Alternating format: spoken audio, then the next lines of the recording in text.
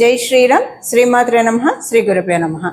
2026 సంవత్సరం జూలై నెల 12వ తారీఖు నుంచి 2026 జూలై 18వ తారీఖు వరకు ఈ వారం యొక్క గోచారం గ్రహస్థితులు, అలాగే గోచార గ్రహస్థితులను అనుసరించి, గ్రహగమనాలను అనుసరించి ద్వాదశ రాశుల వాళ్ళకి, ద్వాదశ లగ్నాల వాళ్ళకి ఎలాంటి ఫలితాలు ఉంటాయి, ఇవన్నీ మనం చూద్దాము. ప్రథమంగా గోచారంలో గ్రహస్థితులు. వృషభ రాశిలో మంగళ సంచారం, కుజుని సంచారము, మిథున రాశిలో వక్రించిన బుధ భగవానుడి సంచారము, రవి కూడా మిథున రాశిలో సంచారం చేస్తున్నారు.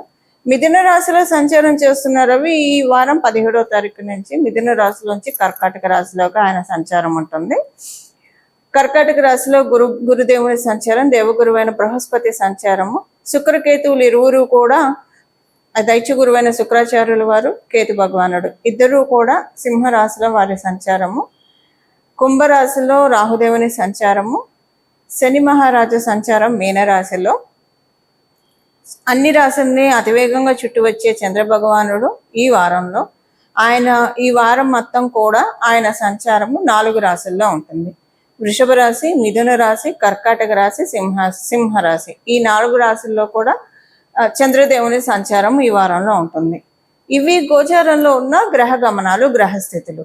గోచారంలో ఉన్న ఈ గ్రహస్థితులను అనుసరించి ద్వాదశ రాశుల వాళ్ళకి, ద్వాదశ లగ్నాల వాళ్ళకి ఎలా ఉండబోతుంది ఈ వారం, ఇది తెలుసుకోవడానికి ముందుగా ఈ వారము గోచారంలో ఏదైనా స్పెషల్ సిగ్నిఫికెన్స్ ఉందా, గోచారంలో గ్రహాలు ఎలా ఉన్నాయి, మంచి సిచ్యువేషన్లో ఉన్నాయా, మంచి పొజిషన్లో ఉన్నాయా, లేదంటే అందరికీ ఇబ్బంది కలిగించే ప్లేస్మెంట్స్లో అవి ఉన్నాయా, ఇది మనం చూద్దాము. దీంట్లో మనం ప్రథమంగా చూడాల్సింది బుధ భగవానుడు. బుధ భగవానుడు వక్రించి ఉన్నాడు. స్వరాశిలో ఉండి వక్రించడం అనేది అంత విశేషం కాదు. కాకపోతే ఆయన స్వరాశిలో ఉండి వక్రించడము కర్కాటక రాశి వాళ్ళకి ప్లస్ అవుతుంది. ఈ ఆయన వక్రించడము అన్ని రాశుల వాళ్ళకి కాదు, కానండి కర్కాటక రాశి వాళ్ళకి ఇది బాగుంటుంది.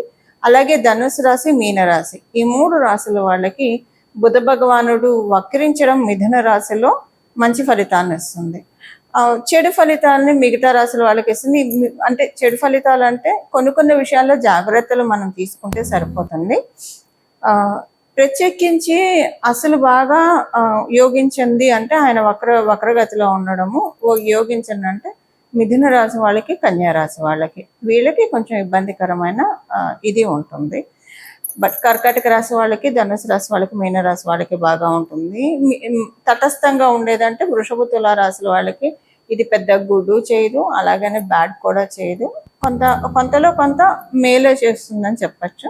బాగా యోగించేది కర్కాటక, ధను, మీన రాశి వాళ్ళకి. సో మిగతా రాశుల వాళ్ళకి ఏ జాగ్రత్తలు తీసుకోవాలి, అసలు యోగిస్తే ఎలా యోగిస్తుంది, ఎప్పుడైనా ఏదైనా గ్రహం వక్రించి ఉంది అంటే అది నీచ స్థానంలో ఉన్నప్పుడు వక్రించి ఉంటే చాలా మంచిది. శత్రుక్షేత్రంలో ఉన్నప్పుడు కూడా వక్రించి ఉంటే మంచి ఫలితాలని చూస్తారు. ఇప్పుడు స్వక్షేత్రం అవ్వడం వల్ల ఈ వక్రం, ఇప్పుడు ఉన్న బుధ భగవానుడి యొక్క వక్రగతి పూర్తిగా అందరికీ మంచి ఫలితాలను ఇవ్వలేదు, అలాగని చెడు ఫలితాలను కూడా ఇవ్వట్లేదు. అసలు మొత్తం కూడా మనం ఒక్కొక్క రాశి వాళ్ళకి ఎలా ఉంటుందో విడివిడిగా మనం ఇప్పుడు చూద్దాం. మీనరాశి, మీన లగ్నంలో పుట్టిన వాళ్ళకి మీకు ఈ వారం అంతా కూడా గృహ సంబంధిత విషయాల్లో, గృహ సంబంధిత అంటే గృహ నిర్మాణం కావచ్చు, ఇల్లు కొనాలన్నా, అమ్మాలన్నా, నిర్మాణంలో పనిలో ఉన్నా, లేదా ఏదైనా మీరు నిర్మాణ కార్యక్రమాల్లో ఉంటే మీ ఆఫీస్కి సంబంధించిన కావచ్చు, ఏదైనా కన్స్ట్రక్షన్ చేస్తూ ఉంటే కనుక అవి ఈ వారం మీకు ఫ్రీజ్ అయినట్టు అనిపిస్తుంది, చేయలేరు, ముందుకు కొనసాగించలేరు.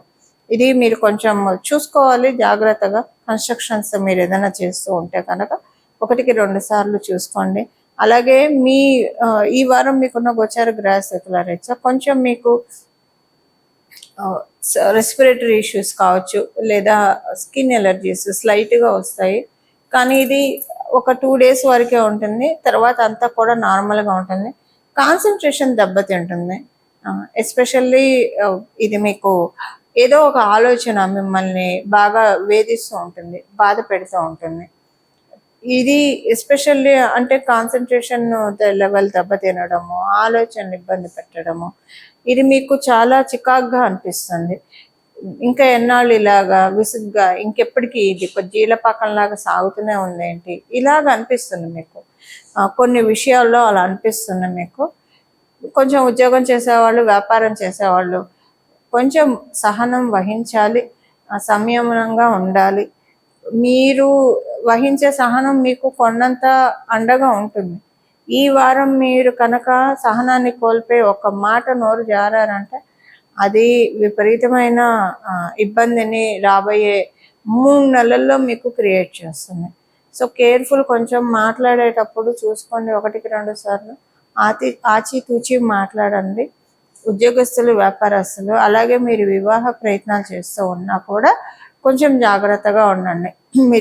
మీకు 7th లార్డ్ కూడా వక్రించి ఉండడం వల్ల మీరు చేసే వివాహ ప్రయత్నాలు భగ్నమయ్యే ఛాన్సెస్ ఉంది. కాబట్టి కొంచెం జాగ్రత్త. వీలుంటే ఈ వారం వరకు ఏది అప్రోచ్ అవ్వకపోవడమే బెస్ట్. మీకు గురుబలం బాగా ఉండడం వల్ల ఏది ఎక్కువగా మిమ్మల్ని అంటే ముందే మీకు ఒక ఆలోచన వస్తుంది. అందులో ఆయన పంచమ స్థానంలో ఉండడం వల్ల ఈ పని చేస్తే ఈ ప్రాబ్లం వస్తుంది, ఇలా మాట్లాడితే ఈ ప్రాబ్లం వస్తుంది, ఎందుకు మనకి ప్రశాంతంగా ఉన్నాం కదా వదిలేద్దాం ఇదే అనే ఆలోచన కూడా వచ్చి చేయరు. బట్ ఇక్కడ ఏంటంటే మీకు 3వ స్థానంలో మంగళ సంచారం కూడా అవ్వడం వల్ల విపరీతమైన ఆవేశం వస్తుంది. లేదు ఇది ఏదో తాడో పేడో తేల్చేద్దాం అన్నట్టు మాట్లాడేస్తారు.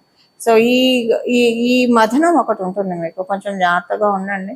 ఒక్కొక్కసారి మీకు మంగళ్ మిమ్మల్ని ఏదో ఒకటి మాట్లాడించేస్తాడు. దానివల్ల మీకు రాబోయే 3 నెలల్లో చాలా విపరీతమైన ఇబ్బందులు, అడ్డంకులు, ఇబ్బందులు, సమస్యలు ఎదుర్కొంటారు. ప్రతి ఒక్కళ్ళు చెప్పేవాళ్ళు అవుతారు. ఇది జరిగిన తర్వాత 3 నెలల్లో మీకు అదొకటి చికాకు వస్తుంది. సో కొంచెం కేర్ఫుల్గా ఉండండి. ఇవి ఈ వారం యొక్క గోచర గ్రహస్థితుల ఫలితాలు మీనరాశి, మీన లగ్నంలో పుట్టిన వాళ్ళకి. ఏ పరిహారం చేసుకోవాలి ఈ వారం మొత్తం కూడా? ద్వాదశ రాశుల వాళ్ళు, ద్వాదశ లగ్నాల వాళ్ళు పరిహారం వచ్చేసేసి బుధ భగవానుడు వక్రించాడు కాబట్టి విష్ణుమూర్తి ఆరాధన చాలా చక్కటి ఫలితాలను అందిస్తుంది. విష్ణుమూర్తి ఆరాధన, అలాగే భగవంతుణ్ణి బాల రూపంలో ఆరాధించడము. బాల రూపంలో అంటే ఇప్పుడు బాలమురుగన్ అంట, సుబ్రహ్మణ్య స్వామి వారిని బాల రూపంలో, ఆయన చిన్నపిల్లాడి రూపంలో ఆరాధిస్తారు. అమ్మవారిని కూడా చిన్నపిల్ల రూపంలో ఆరాధిస్తాము. బాల త్రిపుర సుందరి అని చెప్తాం.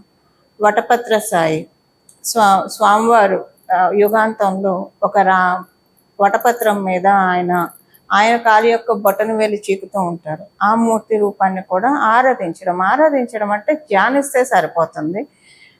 ఇలాగా బాల రూపంలో ఉన్న దేవీ దేవతల్ని కనుక ఆరాధిస్తే చాలా మంచిది. మనకి బాల రూపంలో ఎప్పుడూ కూడా దర్శనమిచ్చే స్వామి మేధా దక్షిణామూర్తి స్వామివారు, గురు దక్షిణామూర్తి స్వామివారు. ఆయన అందరికీ కూడా జ్ఞానబోధ చేస్తూ ఉంటారు. దక్షిణామూర్తి స్వామివారి ఆరాధన కూడా అత్యంత శుభకరమైన ఫలితాన్ని ద్వాదశ రాశుల వాళ్ళకి, ద్వాదశ లగ్నాల వాళ్ళకి కలిగిస్తుంది. మూర్తిని ధ్యానించండి బాగా. మనం పూజ చేసుకున్నప్పుడు, దీపారాధన చేసినప్పుడు ఒక్కసారి తన్మయత్వంతో కళ్ళు మూసుకొని ఆజ్ఞాచక్రంలో భగవంతుడిని ప్రతిష్ఠించుకొని ఏ ఆలోచనలు లేకుండా నిర్వికార స్థితిలో ఒక చిన్న ఆలోచన కూడా రానియకుండా మనల్ని మనం నియంత్రించుకుంటూ భగవంతుని ఎప్పుడైతే ధ్యానిస్తామో అది చాలా రెట్టింపు ఫలితాన్ని, అత్యద్భుతమైన ఫలితాన్ని ఇస్తుంది. అలా ధ్యానించడానికి ఇది సరైన సమయం. ఎప్పుడు కూడా మనం మామూలుగా పూజ చేసుకుంటున్నప్పుడు కావచ్చు, లేదా ఏదైనా భగవంతుడిది సంబంధించిన ఏదైనా కార్యక్రమం, ఒక హోమం చేస్తున్నా, వ్రతం చేస్తూ ఉన్నా, మానసికంగా ఎటో వెళ్ళిపోతూ ఉంటుంది మనసు. శారీరకంగా అక్కడే ఉంటాం కానండి, ఆ క్రతువులో పూర్తిగా మనం మనసు పెట్టి, దృష్టి పెట్టి చెయ్యలేము. ఇది మనం ప్రయత్నపూర్వకంగా మనల్ని మనం కట్టడి చేసుకోవాలి. మనసు పరిపరి విధాలుగా ఆలోచించకుండా రేపు ఈఎంఐ కట్టాలనో, లేదా పిల్లల చదువుకి టెన్షన్, ఇలా రకరకాలుగా సాంసారిక బాధ్యత బంధనాల వల్ల కావచ్చు, లేదా మనం అనుకున్న గోల్స్ రీచ్ అవ్వట్లే, ఇలా రకరకాలైన ఆలోచనలు మన మనసుని కట్టి కుదిపేస్తూ ఉంటాయి. లేదా ఏవో ఎప్పుడో జరిగిన విషయాలకి వెళ్ళడము. ఇలాగా మనము ఒక పూజ చేస్తున్నప్పుడు, లేదా హోమం చేస్తున్నప్పుడు, వ్రతం చేస్తున్నప్పుడు అక్కడ కూర్చుంటాం కానివ్వండి, మనసు నిలకడగా ఉండదు. కానీ మనసు నిలకడగా తెచ్చుకోవాలి. మనం ఇది ప్రాక్టీస్ చేస్తూ ఉంటే సాధన సాధ్యతే సర్వం. ప్రాక్టీస్ చేస్తూ ఉంటే మనం కాన్సన్ట్రేటెడ్గా ఒక పని చేయాలని ప్రాక్టీస్ చేస్తూ ఉంటే అది అవుతుంది. మీరు చూడండి, ఒక 21 రోజులు ఏదైనా ఆలోచిస్తుంటే లేదు ఈ పని మీదే నేను కాన్సన్ట్రేట్ చేయాలి అని అనుకుంటే కనుక ఫస్ట్లో అది కొంచెం ఇబ్బందిగానే ఉంటుంది. మనసు వెళ్ళిపోతూ ఉంటుంది, మనం పని యాంత్రికంగా చేసుకుంటూ ఉంటాం. కానీ రోజు over the period of time ఇలా చేస్తూ ఉండడం వల్ల ఏమవుతుందంటే అనతి కాలంలోనే, అంటే తక్కువ కాలంలోనే 21 రోజుల్లోనే మళ్ళీ మన మనసు మనకి తెలియకుండానే వెనక్కి వస్తుంది. ఏదైనా ఆలోచనలోకి వెళ్ళినా లేదు నేను ఈ పని చేస్తున్నాను, ఈ హోమం చేస్తున్నాను, ఈ వ్రతం చేస్తున్నాను, ఈ అభిషేకం చేస్తున్నాను, లేదా నిత్య పూజ చేస్తున్నా, నా మనసు ఇక్కడే ఉండాలి అని మనసు లగ్నం అవుతుంది. మనసు లగ్నం అవ్వడమే అన్ని సుఖాలకి మూల కారణం. మనం ఏది చేసినా సరే మనసు పెట్టి చేస్తే కనుక ఆ పని సక్సెస్ అవ్వదు అవుతుంది అనడంలో ఎలాంటి సందేహం లేదు. అవ్వదు అన్న మాట ఎప్పటికీ మనం వినము.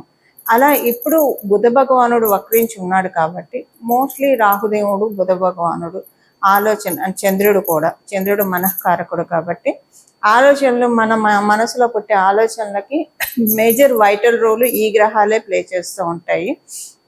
ఒకవేళ బాగుంటే మంచి సచ్చింతన కూడా మంచిది. చింతన అంటే ఆలోచించడమే కదా, సచ్చింతన అయితే మంచిది ఎప్పుడు కూడా. కానీ అలా కాకుండా లౌకిక చింతన లేదంటే ఇంకేదైనా చింతన వస్తే అక్కడే మనకి ఇబ్బందులు వస్తూ ఉంటాయి. అలా రాకుండా బుధ భగవానుడు వక్రించి ఉన్నాడు కాబట్టి మనసు లగ్నం చేసి మనం ఏ పనైనా చేయడానికి గోచారంలో ఈ వక్రించిన బుధ భగవానుడు అందరికీ కూడా ఈ పాయింట్ ప్రతి ఒక్కరికి వర్తిస్తుంది. ప్రతి ఒక్కరికి కూడా ఇది కర్టన్ రేజర్ అని చెప్పచ్చు. మనసు లగ్నం చేసి మనం కాన్సన్ట్రేటెడ్గా పనులు చేయడానికి ఇది చాలా చక్కటి సరైన అవకాశము. ముందు భగవంతుడిని ధ్యానించడం ప్రతిరోజు కూడా ఒక 10 నిమిషాలు మీరు సుఖాసనంలో కూర్చొని భగవంతుడిని మనసు లగ్నం చేసి ధ్యానించండి. అత్యద్భుతమైన ఫలితాలు చూస్తారు. ఒకవేళ మీ జన్మ జాతకంలో బుధ భగవానుడు బాగోకపోతే ఫైనాన్షియల్ సోర్సెస్ మీద ఎక్కువగా దెబ్బ కొడుతుంది. ఎక్కువ రిసోర్సెస్ రావు. ఒకటి వచ్చిందంటే ఇంకొకటి పోయినట్లు అనిపిస్తుంది. లేదంటే మనం చేస్తూనే ఉంటాము, కష్టపడ్డ దానికి తగిన ప్రతిఫలం దొరకదు. పాలిటిక్స్ ఎక్కువగా ఫేస్ చేస్తూ ఉంటాము. ఇలా మన ప్రతిభకి తగ్గ గుర్తింపు లేకుండా ఇబ్బంది పడతాం. ఇలా పలు రకాలుగా ఉంటుంది. వీటన్నిటినీ ఒకవేళ బుధ భగవానుడు బాగోకపోయినా, అంటే ఇక్కడ వేరే ప్లానెట్ కాంబినేషన్స్ కూడా ఉంటాయి ఇప్పుడు నేను చెప్పిన పాయింట్స్కి, బట్ కొంత బుధ భగవానుడు కూడా దీనికి అధిపతి అవుతాడు కాబట్టి వీటి నుంచి మనం రక్షించుకోవడానికి ఇది సరైన అవకాశం. మనసు లగ్నం చేయడానికి భగవంతుడి మీద ధ్యానం పెట్టండి. ప్రతిరోజు 10 నిమిషాలు భగవద్ ధ్యానం చేయండి. మనసు లగ్నం చేసి ధ్యానం చేయండి. మీ జాతకంలో ఉన్న బుధ భగవానుడు చక్కగా క్యూర్ అవుతాడు. ఇలా అంటే బాగోలేని గ్రహస్థితిని చేసుకోవడానికే మనకి గోచారం ఉన్నది. గోచారంలో ఉన్న గ్రహ దేవతలు మనకి వరాన్ని కలిగిస్తూ ఉంటారు. ఇప్పుడు సపోజ్ ఎవరికైనా హెల్త్ బాగోకపోతే, పుట్టినప్పుడే ఏదో ఒక ఆరోగ్య రుగ్మతతో పుడితే వైద్యంతో ఎలాగైతే బాగు చేస్తారో ఆ రుగ్మతని కంప్లీట్గా తీసేస్తారు, ఒక సర్జరీతోటో వైద్యంతో దేనితోటో. అలా గోచారంలో ఉన్న గ్రహ దేవతలు కూడా మనకి ఒక మెడిసినల్ గార్డ్స్ అని చెప్పాలి. మెడిసిన్ మన మానసికంగా మన జాతకం బాగోకపోతే ఏ పాయింట్లో బాగోలేదు దాన్ని మనం క్యూర్ చేసుకోవడానికి. వీటన్నిటికీ గోచారంలో ఉన్న గ్రహస్థితులు వాళ్ళ గ్రహ గమనాలను బట్టి ఆ టైంలో మనం అంటే ఎప్పుడు చేస్తే అవుతుందంటే అవ్వదు. అంటే మనం ప్రయత్నం చేస్తే బాగుంటుంది, మంచి ఫలితాలు వస్తాయి. కానీ మనకి కాలబలం దైవబలం ఉన్న సమయాలు ఉంటాయి చూసారా, అలాంటప్పుడు కరెక్ట్గా ఏ పనినైతే సూచిస్తుందో ఆ పని చేస్తే చక్కటి సత్ఫలితాలు మనం అందుకోగలుగుతాం. ఈ విధంగా మనం అందరం కూడా మన జీవితాల్లో సన్మంగళాలను ఆహ్వానించాలని చెప్పి మనందరి తరఫున బాల త్రిపుర సుందరిని మనస్ఫూర్తిగా అమ్మవారి పాదాన్ని శరణ వేడుతూ మంగళం. నమో భగవతే వాసుదేవాయ.